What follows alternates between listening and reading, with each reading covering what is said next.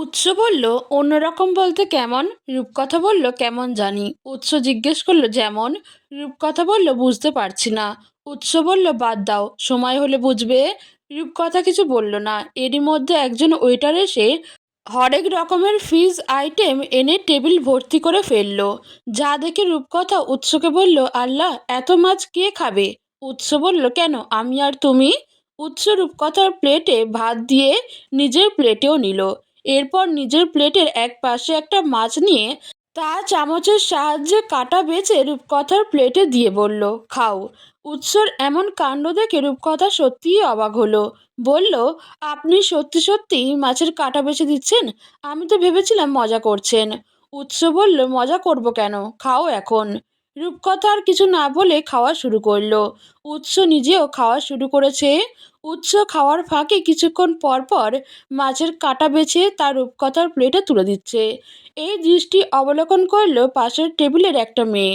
বন্ধুদের সঙ্গে খেতে এসেছিল মেয়েটা, কিন্তু এখানে এসে উৎস আর রূপকথার এমন সুন্দর দৃষ্টি দেখে বন্ধুদের বলল, এমন একটা জামাই পাওয়া বিগ ড্রিম ভাই। কথাটা একটু জোরে বলাতে আশেপাশে কয়েকটা টেবিল পর্যন্ত শোনা গেল, যার দরুন উৎস আর রূপকথাও শুনল। কথাটা শুনে রূপকথা খাওয়া থামিয়ে উৎসকে বলল, দেখেছেন কি বেয়াদব মেয়ে, কিভাবে অন্যের জামাইয়ের দিকে তাকিয়ে বলছে এমন জামাই পাওয়া বিগ ড্রিম। ছি। উৎস একটু ভাব নিয়ে বলল, অস্বাভাবিক কিছু তো বলেনি। এমন হাজবেন্ড কে না চায়? রূপকথা কিছু না বলে গাল বাঁকিয়ে আবারও খাওয়ায় মনোযোগ দিল। সেদিকে তাকিয়ে উৎস হেসে বলল, গাল বাঁকানো অবস্থায় তোমাকে দেখতে দারুণ লাগে। রূপকথা বলল, তার মানে কি? অন্য সময় আমাকে দারুণ লাগে না? এটাই কি বোঝাতে চাইছেন?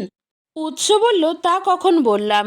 রূপকথা বলল, এই যে মাত্রই তো বললেন। উৎস বলল, আচ্ছা বাদ দাও, এখন বলো খাবার কেমন? রূপকথা বলল, মজা আছে, কিন্তু মাছে অনেক বেশি কাঁটা। উৎস বলল, তাতে কি, আমি কাঁটা বেছে দিচ্ছি তো। রূপকথা বলল, আমি আর খাবো না, আপনি খান, আমার জন্য আপনার খেতে অসুবিধা হচ্ছে। উৎস ধমক দিয়ে বলল, বেশি কথা না বলে চুপচাপ খাও। রূপকথা বলল, ইচ্ছা করছে না। উৎস জিজ্ঞেস করলো, পেট ভরেছে? রূপকথা বলল, হুম। এবার আপনি খান। উৎস খাচ্ছে আর রূপকথা তাকে চুপচাপ দেখছে। উৎসর দিকে তাকিয়ে থাকতে থাকতেই রূপকথা আনমনে বলে উঠল, আপনি এত কিউট কেন? উৎস খাওয়া থামিয়ে রূপকথার দিকে তাকিয়ে জিজ্ঞেস করলো, বুঝি নাই, কি বললে আবার বলো। রূপকথা বলল, জিজ্ঞেস করছি আপনি এত কিউট কেন। উৎস বলল, আবার বলো, বুঝি নাই। এবার রূপকথার ধ্যান ভাঙলো, নড়ে চড়ে বসে বসে বলল, বলেছি বাসায় যাব, ঘুম আসছে আমার। উৎস বলল, না, এটা বলনি। রূপকথা জিজ্ঞেস করলো, তাহলে কি বলেছ? উৎস বলল, সেটা আমি কিভাবে বলবো। রূপকথা বলল, শোনেননি যখন তাহলে আবার এত বার্গেনিং করছেন কেন, চুপচাপ খান। উৎস বলল, বাসায় যাওয়ার এত তাড়া কিসের? রূপকথা বলল, তাড়া তো থাকবেই, 10টা যে বাজতে চললো। উৎস বলল, তো? রূপকথা বলল, তো মানে ঘুমাবো না? উৎস বলল, 12টার আগে তো কখনো ঘুমাতে দেখলাম না। রূপকথা বলল, আগেই ভালো ছিলেন, কথা কম বলতেন। উৎস বলল, এখন? রূপকথা বলল, এখন আর কি, পাক্কা ঝগড়ুটে হয়ে গেছেন, শুধু শুধু কথা পেঁচান। উৎস বলল, তোমার থেকেই ইন্সপায়ার্ড। রূপকথা চোখ ছোট ছোট করে বলল, তার মানে কি আমি ঝগড়ুটে? উৎস বলল, নিঃসন্দেহে। রূপকথা বলল, আপনি ঝগড়ুটে, আপনার বর ঝগড়ুটে। শেষের কথাটা বলে রূপকথা জিভ কামড়ালো, চোরা চোখে উৎসর দিকে তাকিয়ে দেখলো।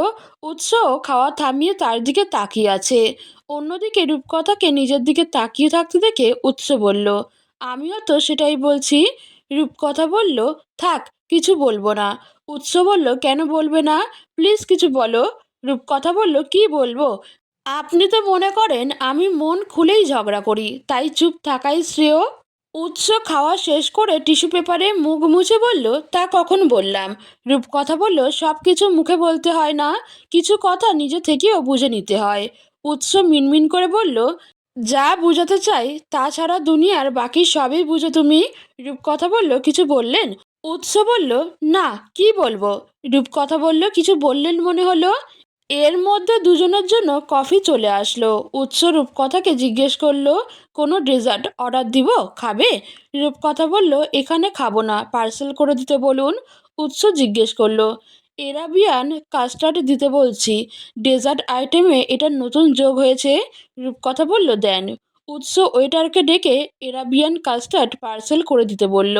ওয়েটার যেতে দুজন কফিতে চুমুক দিল।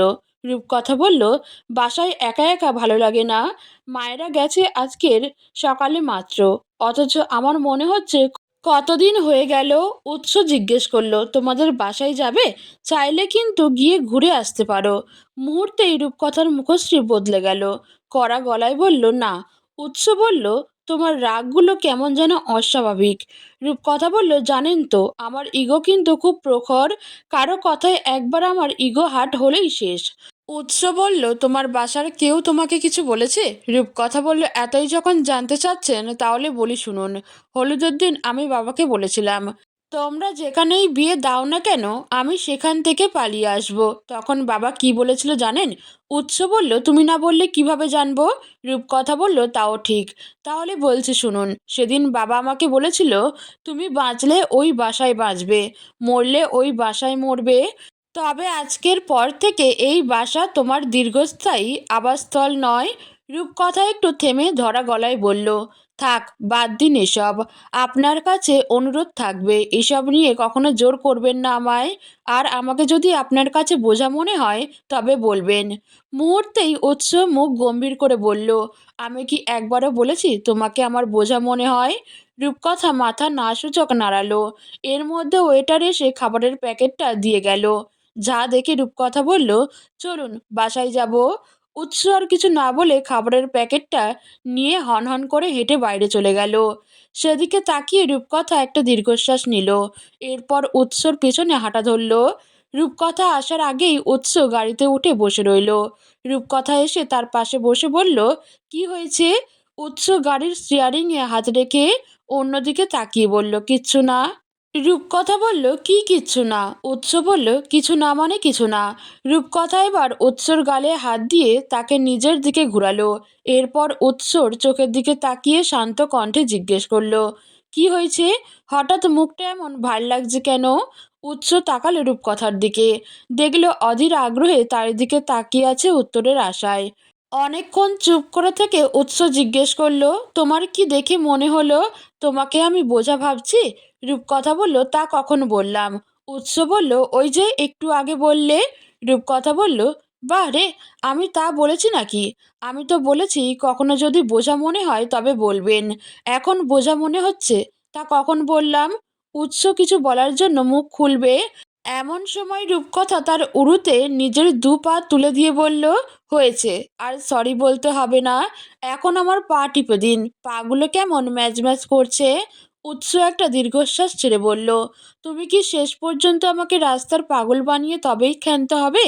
রূপকথা বলল, পাগল নয়, উন্মাদ বানাতে চাই। আমি চাই আমার প্রেমের উন্মাদনা আপনাকে এতটাই আকৃষ্ট করুক যে আমাকে ছেড়ে যাওয়ার কামনা বাসনা যেন আপনার মাথায়ও না আসে। তারপরে যদি আসে তবে সেই কামনা বাসনা সেই আপনাকে জ্বালিয়ে পুড়িয়ে ছারখার করে দেয়। রূপকথার মুখ থেকে এমন কথা শুনে থমকালো উৎস। বলল, এসবও জানো দেখছি। রূপকথা হেসে বলল, সবই জানি, শুধু প্রকাশ করি না। উৎস বলল, আগে প্রকাশ করার মতো বয়স হোক। রূপকথা বলল, অনেক কথা হয়েছে, এবার গাড়িটা স্টার্ট দিলে খুশি হতাম।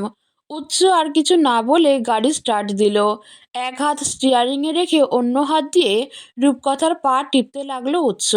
অন্যদিকে জামাইকে দিয়ে পা টেপাতে পেরে তো মহা খুশি রূপকথা। এক দৃষ্টিতে উৎসর দিকে তাকিয়ে আনমনে বলে উঠল, সত্যিই আমাকে ছেড়ে যাওয়ার কামনা বাসনা আপনাকে জ্বালিয়ে পুড়িয়ে ছারখার করে দিক। আপনি আজীবন আমার হয়ে থাকতে না পারলে আপনার দুনিয়াতে থাকারই কোনো দরকার নেই।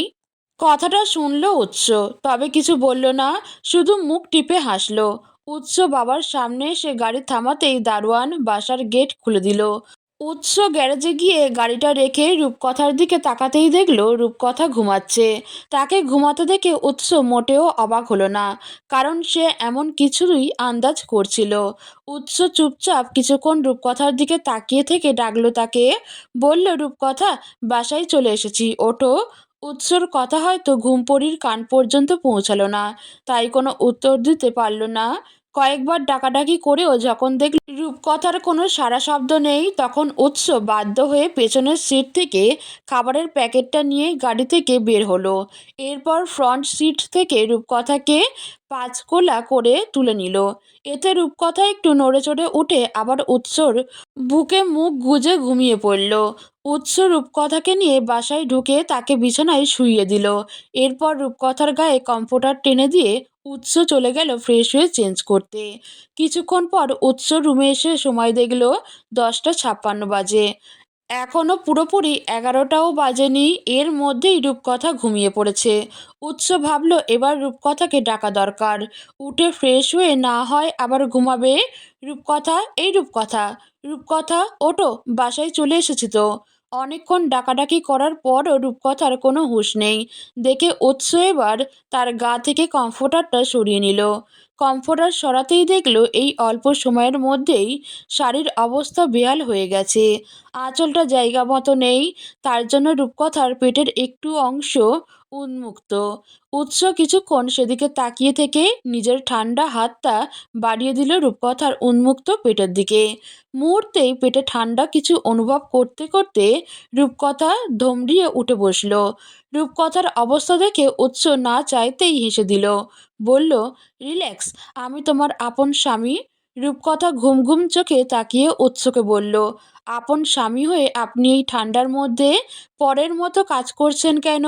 উৎস জিজ্ঞেস করল, কতবার ডেকেছি, সেই হুঁশ আছে? রূপকথা এবার কাঁদো কাঁদো হয়ে বলল, তাই বলে আপনি এভাবে ঠান্ডা হাতটা আমার পেটে লাগিয়ে দেবেন? উৎস বলল, চেঞ্জ করে তারপর ঘুমাও। রূপকথা জিজ্ঞেস করল, কয়টা বাজে? উৎস বলল, 11টা। রূপকথা বলল, ও, বাসায় কখন এসেছি? উৎস বলল, একটু আগেই। রূপকথা উৎসর দিকে তাকিয়ে বলল, বাহ, এর মধ্যেই আবার আপনি চেঞ্জও করে নিয়েছেন। উৎস বলল, ওঠো, তুমিও এসব চেঞ্জ করে ফ্রেশ হয়ে নাও। রূপকথা বলল, আপাতত ঘুমাই, চেঞ্জ পেঞ্জ যা করার সকালে করব। এই কথা বলে রূপকথা আবারও ধপাস করে বিছানায় লুটিয়ে পড়ল। উৎস বলল, আরে, আবার শুয়ে পড়লে কেন? উঠো বলছি। রূপকথা কম্পিউটারের ভেতর মুখ লুকিয়ে বলল, উঠব না, কি করবেন আপনি? উৎস বলল, তেমন কিছু না, শুধু কয়েক টুকরো আইস কিউব এনে ব্লাউজের ভেতর ঢুকিয়ে দেব। মুহূর্তেই রূপকথার সেদিনের কথা মনে পড়ে গেল, যেদিন সে ঘুমন্ত উৎসর পিঠে মাছের বরফ ঢেলে দিয়েছিল। রূপকথা কম্পিউটারের ভেতর থেকে বলে উঠল, আপনি কিচ্ছু করতে পারবেন না আমার। উৎস বলল, তাই নাকি? রূপকথা বলল, জি তাই। উৎস বলল, ঠিক আছে, ঘুমাও। রূপকথা বলল, আপনি ঘুমাবেন না? উৎস বলল, লাইট নিভিয়ে আসছি। এ কথা বলে উৎস রুমের লাইট নিভিয়ে রূপকথার পাশে শুলো। রূপকথা অন্যদিকে কাত হয়ে শুয়েছিল। উৎস কম্পিউটারের ভেতর ঢুকলো। কাছে আসো, একটু জড়িয়ে ধরি, ঠান্ডা লাগছে। উৎসর এমন আবদার রূপকথা ফেলতে পারল না, তাই একটু আগের কথা ভুলে সাত পাঁচ না ভেবে রূপকথা উল্টো ঘুরে উৎসর বুকে চলে গেল। উৎসর বুকে মাথা রাখলেই রূপকথার মনে হয় এটাই বুঝি তার একমাত্র ভরসাস্থল। উৎস দু হাত প্রসারিত করে রূপকথাকে গভীরভাবে জড়িয়ে ধরল। কিছুক্ষণ পর রূপকথার হালকা চোখ লেগে আসতেই উৎস আস্তে করে রূপকথার ব্লাউজের পিঠটা এক টানে খুলে দিল। এরপর নিজের ঠান্ডা হাত জোড়া গলিয়ে দিল রূপকথার ব্লাউজের ভেতর। পিঠে কারো ঠান্ডা হাতের স্পর্শ পেয়ে সজাগ হলো রূপকথা। উৎসর বুকে আরেকটু গভীরভাবে আলিঙ্গন করে নাক মুখ কুঁচকে বলল, জাওয়াত সাহেব, সুযোগের সদ্ব্যবহার করলেন তো, মনে থাকবে। উৎসর হাত ততক্ষণে রূপকথার পুরো পিঠে বিচরণ করছে। উৎসকে চুপ করে থাকতে দেখে রূপকথা আবারও বলল, কি করছেন? কাতু কাতু লাগছে তো আমার। উৎস বলল, তাতে কি, আমার তো ভালো লাগছে। হাতটাও আগের থেকে কিছুটা গরম হয়ে এসেছে। রূপকথা বলল, ভালো হচ্ছে না কিন্তু। উৎস রূপকথার পিঠ থেকে হাত বের করে বলল, হয়েছে শান্তি, এবার ঘুমাও। রূপকথা উৎসর বক্ষে মুখ গুজে রেখেই বলল, আপনি অনেক পেকে গেছেন। উৎস বলল, আমি পাকতে চাইনি, তুমি ফরমালিন দিয়ে জোর করে পাকিয়েছ আমায়। রূপকথা বলল, হ্যাঁ, সব দোষ তো আমার। উৎস বলল, তোমারই তো। রূপকথা বলল, ও আচ্ছা, ঠিক আছে, ভালো। এ বলে রূপকথা উৎসর বুক থেকে সরে অন্য পাশে ঘুরে যেতে চাইল, তবে পারল না। উল্টো উৎস নিজের দু হাত দিয়ে রূপকথার লতানো পেট আর কোমর জড়িয়ে ধরে বলল, আরে, রেগে যাচ্ছ কেন? আমি তো মজা করছি। রূপকথা নিজেকে ছাড়াতে চেয়ে বলল, ছাড়ুন, আর নাটক করতে হবে না। উৎস কোনো উত্তর না দিয়ে রূপকথাকে আরো শক্ত করে জড়িয়ে ধরল।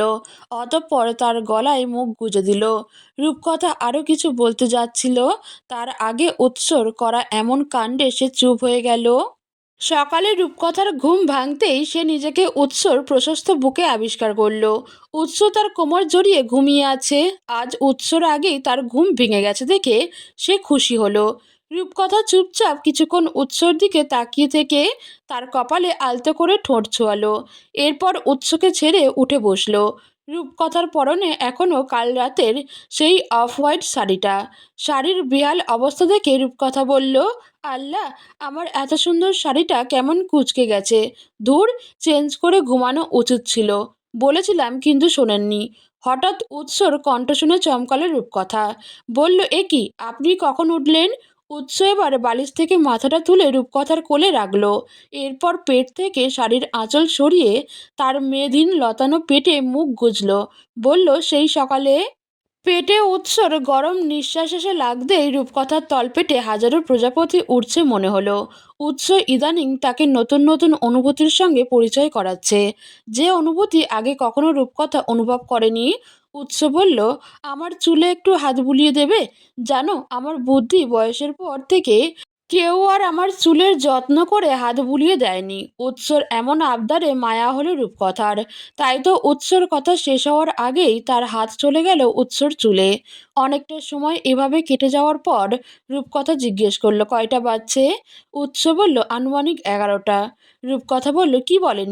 তাহলে এত অন্ধকার কেন? উৎস বলল, সত্য প্রবাহ চলছে তো তাই। রূপকথা জিজ্ঞেস করলো, ও আচ্ছা, আপনি কয়টায় উঠেছেন? উৎস বলল, আমি সেই সকাল 8টায় উঠে প্রায় 2 ঘন্টা হেঁটেছি। এরপর আবার তোমার পাশে এসে শুয়েছি। রূপকথা বলল, এত তাড়াতাড়ি উঠেছেন, অথচ ডাকলেন না কেন? উৎস বলল, ঘুমাচ্ছিলে দেখে মায়া হচ্ছিল। রূপকথা বলল, তার মানে কি, জেগে থাকলে মায়া লাগে না? উৎস বলল, তা কখন বললাম? রূপকথা বলল, ডিরেক্ট না বোঝালেও ইনিয়ে বিনিয়ে তো ঠিকই বুঝিয়ে দিচ্ছেন। উৎস বলল, তোমাকে বিয়ে করেই বুঝেছি। নারীর মন বুঝলে নেয়ামত, না বুঝলে কেয়ামত। রূপকথা বলল, তার মানে কি, আমি আপনাকে অশান্তিতে রেখেছি? উৎস বলল, শুধু অশান্তিতে নয়, মানসিক টর্চারেও রেখেছে ও। রূপকথা বলল, আর কিছু? উৎস বলল, না, আপাতত এটুকুই। রূপকথা বলল, আমি আমাকে সহজ সরল নরম সরম পেয়ে এভাবে বলছেন মনে থাকবে। উৎস বলল, সিরিয়াসলি তুমি নরম সরম? রূপকথা ন্যাকা কান্না করে বলল, তা নয় তো কি। উৎস বলল, অনেক হয়েছে, এবার উঠে ফ্রেশ হয়ে নাও। দুপুরে আবার সৌভিকের বাসায় যেতে হবে, ভুলে গেছো? রূপকথা বলল, না গেলে হয় না? উৎস বলল, গিফট টিফট কেনা শেষ, এখন জিজ্ঞেস করছো না গেলে হয় না? রূপকথা বলল, আমার তো ইচ্ছে করছে না। উৎস বলল, এত কথা না বলে ওঠো। রূপকথা এবার বিরক্তি হয়ে বলল, কিভাবে উঠবো? আপনি যে কোলের উপর মটকা মেরে শুয়ে আছেন, সেটা কি ভুলে গেছেন? উৎস রূপকথার কোল থেকে উঠে বলল, ও সরি, এবার যাও। রূপকথার চুলগুলো হাতের খোপা থেকে ছেড়ে বিছানা থেকে নেমে দাঁড়ালো। এরপর ওয়াশরুমের উদ্দেশ্যে হাঁটা ধরে জিজ্ঞেস করলো, নাস্তা করেছেন? উৎস বলল, তোমাকে ছাড়া কখনো করি? রূপকথা দাঁড়িয়ে বলল, আহারে, আমার বিলাভড হাজবেন্ড, খন্দকার মস্তকটারেও। উৎস বলল, কি বললে তুমি? রূপকথা বলল, বলেছি আপনি আমার মোস্তাক, আমি আপনার তৃষা। উৎস জিজ্ঞেস করলো, এরা কারা? রূপকথা বলল, এরা আমার আপনার মতোই একটা সুইট কাপাল। উৎস বলল, হঠাৎ ওদের কথা আসলো কেন? রূপকথা বলল, বারবার বলছি সোশ্যাল মিডিয়ায় একটু অ্যাক্টিভ হন। উৎস বলল, এত সময় নেই। রূপকথা বলল, তা থাকবে কেন? উৎস বিছানা ছেড়ে উঠে বলল, তুমি কি ফ্রেশ হতে নিজে যাবে নাকি আমি দিয়ে আসবো, কোনটা? রূপকথা বলল, যাচ্ছি তো। এ বলে রূপকথা আলমারি থেকে জামা নিয়ে ওয়াশরুমে ঢুকলো, দরজা লাগিয়ে দিল। উৎস কিছুক্ষণ সেদিকে তাকিয়ে থেকে হেসে রুম থেকে বেরিয়ে গেল। প্রায় আধা ঘন্টা পর রূপকথা শাওয়ার নিয়ে রুমে এসে দেখে উৎস নেই। বুঝলো নিচে আছে হয়তো, তাই উৎসকে নিয়ে আর না ভেবে নিজের চুলগুলো শুকাতে লাগলো। এর মাঝে উৎস রুমে এসে দেখে রূপকথা ড্রেসিং টেবিলের সামনে দাঁড়িয়ে চুলগুলো শুকাচ্ছে। পরনে তার black T shirt, black trouser, গলায় টাওয়েল ঝুলানো। পেছন থেকে রূপকথাকে দেখে কোনো অংশে স্কুল পড়ুয়া বাচ্চার চেয়ে বড় লাগছে না। উৎস রূপকথার পেছনে গিয়ে দাঁড়াতেই রূপকথা বলল, ওয়াশিং মেশিনটা কি নষ্ট হয়ে গেছে? আমি চালাতে চাইলাম, পারলাম না। আমার কালকেরও কাপড় জমা হয়ে আছে। উৎস বলল, তোমাকে এত কাজ করতে কে বলেছে? রূপকথা বলল, বারে, নিজের কাজ নিজে করব না? আপনিও তো নিজের কাজ নিজে করেন। উৎস বলল, সার্ভেন্টরা নেই বলে এখন বড় বড় কথা বলছো। রূপকথা ধরা খেয়ে গিয়ে বলল, বেশি কথা বলেন আপনি। শাওয়ার নিতে যান, এখন দেরি হচ্ছে না? উৎস বলল, যাচ্ছি বলে ওয়াশরুমে চলে গেল। রূপকথা চুল শুকিয়ে নিচে চলে গেল। এরপর কিচেনে গিয়ে দেখলো উৎস ফল কেটে রেখেছে, ডিম সিদ্ধ করে রেখেছে, ওটস বানিয়ে ঢাকা দিয়ে রেখেছে, রূপকথার জন্য পানি গরম করে রেখেছে। এত সব দেখে রূপকথার অবাক হলো, আর মনে বলে উঠল, সিরিয়াসলি এত সব উনি করেছে? পরক্ষণেই বলল, হ্যাঁ উনিই তো করেছে। বাসায় তো আর কেউ নেই যে অন্য কেউ করবে। রূপকথা আর কিছু না ভেবে খাবারগুলো ট্রেতে নিয়ে উপরে চলে গেল। রূপকথা রুমে এসে খাবারের ট্রেটা তার স্টাডি টেবিলে রাখলো। এরপর বালিশের পাশ থেকে মোবাইলটা নিয়ে আয়েশা বেগমকে ভিডিও কল দিল। কল রিসিভ হতেই রূপকথা বলল, আসসালামু আলাইকুম মা, কেমন আছেন? ওপাশ থেকে আয়েশা বেগম বলল, আছি ভালো, কিন্তু শীতে অবস্থা খারাপ। তুমি ভালো আছো? রূপকথা বিছানায় হেলান দিয়ে বসে বলল, ভালো আছি, এখানেও আজকের সত্য প্রবাহ চলতেছে। বাবা কোথায়, ভালো আছে? আয়েশা বেগম বলল, তোমার বাবা কোথায় যেন গেল। উৎস কই, কেমন আছে ও? রূপকথা বলল, আছে ভালো, শাওয়ার নিচ্ছে। আয়েশা বেগম জিজ্ঞেস করলো, দাওয়াতে কখন যাবে? রূপকথা বলল, একটু পর যাব। আমার তো যেতে ইচ্ছা করছে না মা। আয়েশা বেগম বলল, ইচ্ছে না করলেও যাও, না গেলে সৌভিক কষ্ট পাবে। রূপকথা বলল, এই ঠান্ডার মধ্যে বাইরে যেতে কারোর ইচ্ছে করে? আয়েশা বেগম বলল, তা তো করে না জানি। আচ্ছা শোনো, যে ঠান্ডা পড়েছে, এখানে আসার সময় মনে করে সোয়েটার, শাল, হাত মোজা, পা মোজা সব কিছু ঠিকঠাকভাবে গুছিয়ে নিয়ে আসবে, না হলে ঠান্ডা লেগে যাবে। রূপকথা বলল, আচ্ছা। আয়েশা বেগম বলল, ঠিক আছে, রেডি হয়ে নাও, এমনিতেই অনেক বেলা হয়ে গেছে। এ বলে আয়েশা বেগম কল কেটে দিল। রূপকথা মোবাইলটা রেখে বিছানা থেকে নামতেই দেখে উৎস ওয়াশরুম থেকে বেরিয়ে আসছে। তার পরনে শুধু একটা টাওয়েল, আর হাতে তার আর রূপকথার ভেজা কাপড়গুলো। রূপকথা অবাক হলো, বলল, আপনি নিজে হাতে কাপড় ধুয়েছেন? উৎস বলল, ধুয়েছি তো, তাতে কি?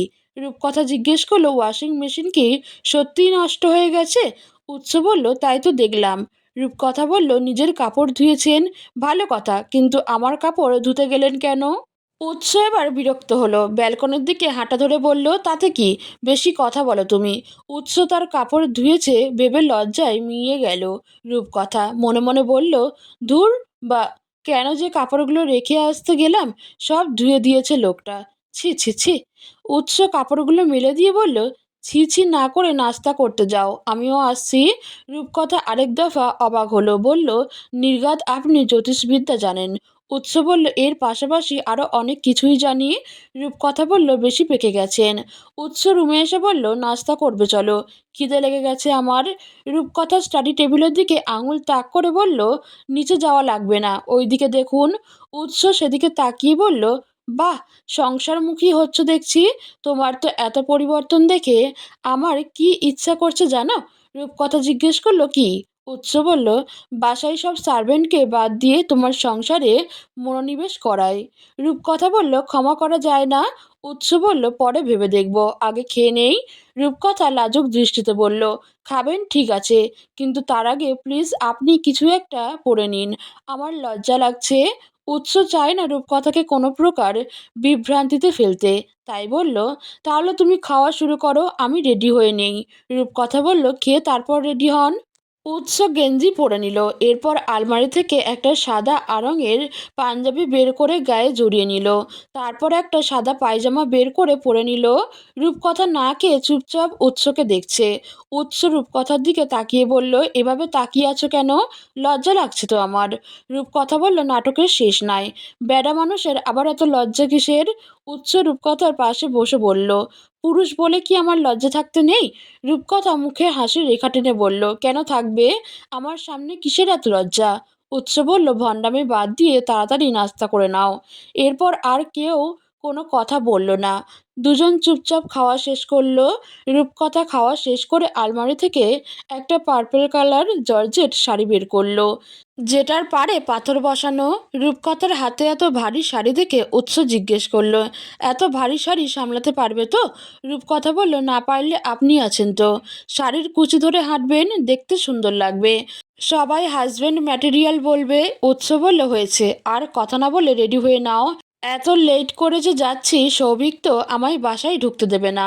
রূপকথা বলল, না ঢুকতে দিলে তো আলহামদুলিল্লাহ, দরজা থেকে চলে আসবো। উৎস আর কিছু না বলে ডিভানে গিয়ে বলল। রূপকথা শাড়ির ব্লাউজ পেটিকোট নিয়ে ড্রেসিং রুমে চলে গেল। রূপকথা শাড়িটা পরে উৎসর সামনে এসে দাঁড়ালো। বলল, এমন বেইজ্জতি শাড়ি আর বাপের জন্মেও কিনবো না। উৎস মোবাইল স্ক্রিনে কিছু একটা খুব মনোযোগ দিয়ে দেখছিল। এমন সময় রূপকথার আগমনে তার দিকে তাকালো। জিজ্ঞেস করলো, কি হয়েছে? রূপকথা বলল, শাড়িটা জায়গা মতো থাকছে না। উৎস বলল, খুলে ফেলো। রূপকথা ভরকালেও বলল, মানে? উৎস বলল, শাড়ি খুলে ফেলতে বলেছি। রূপকথা বলল, খুলে ফেলবো মানে? উৎস বলল, মাথা মোটা, শাড়িটা খুলে অন্য আরেকটা পরতে বলেছি। রূপকথা বলল, আপনি আমাকে মাথা মোটা বললেন? উৎস বলল, তো বলবো না, এত উল্টোপাল্টা চিন্তা করো কেন? রূপকথা বলল, তো নিজে অর্ধেক কথা বলেন কেন? উৎস বলল, অর্ধেক কোথায় বললাম, পুরোটাই তো বলেছি। তুমি বুঝোনি সেটা কি আমার দোষ? রূপকথা বলল, আপনি এভাবে কথা বলছেন কেন আমার সঙ্গে? উৎস বলল, আচ্ছা আর বলবো না, এবার রেডি হয়ে নাও প্লিজ। রূপকথা কিছু না বলে চুপচাপ শাড়িতে পিন মেরে মুখে হালকা মেকআপ করে নিল। এরপর হালকা কিছু জুয়েলারি পরে গায়ে শাল জড়িয়ে হাতে পার্সেল আর মোবাইল নিয়ে উৎসকে রেখেই নিচে চলে গেল। রূপকথার চলে যাওয়ার দিকে তাকিয়ে উৎস বলল, আল্লাহ, এত বছর পর যাও একটা বউ দিলা, তাও তো মাথার তার ছেঁড়া দিলা। এ বলে রূপকথার পেছনে হাঁটা ধরল। গাড়িতে পাশাপাশি দুজন বসে আছে ঠিকই, কিন্তু কারো মুখে কোনো কথা নেই। উৎস একটা জায়গায় গাড়ি থামিয়ে বলল, তুমি বসো, আমি আসছি। এ বলে উৎস গাড়ি থেকে বের হয়ে ফুলকলিতে ঢুকলো। এরপর সৌভিকদের জন্য নানা রকমের খাবার কিনে নিল। অনেক বছর পর সৌভিকের বাসায় যাচ্ছে, খালি হাতে তো আর যাওয়া যায় না।